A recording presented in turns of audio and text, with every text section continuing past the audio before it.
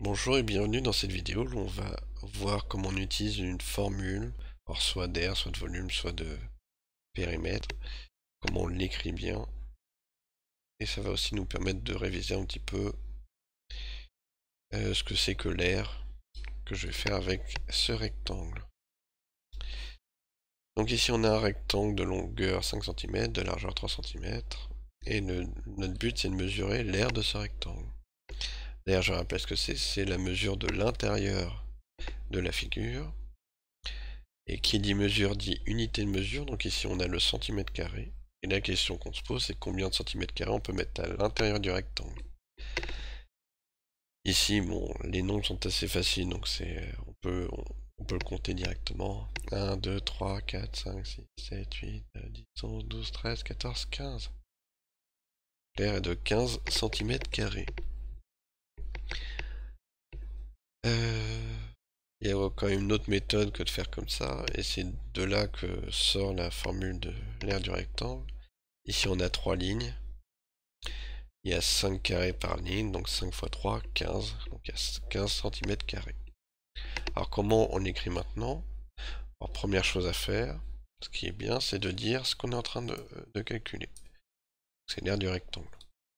Si le rectangle, il n'y a pas de nom, sinon c'est presque mieux de mettre le nom du rectangle aussi.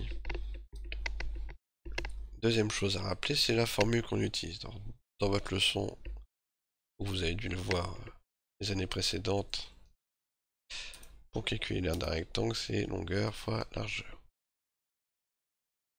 Ensuite, dans la deuxième ligne, on va remplacer par les données qu'on a dans l'exercice.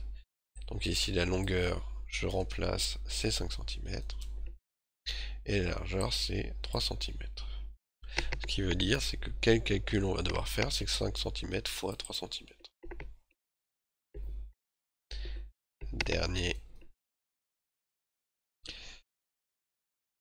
Dernière ligne à marquer.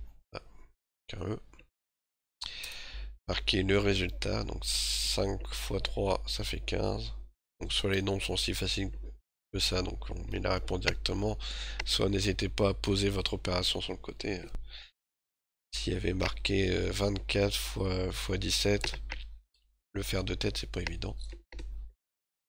Et bien sûr, il manque une chose.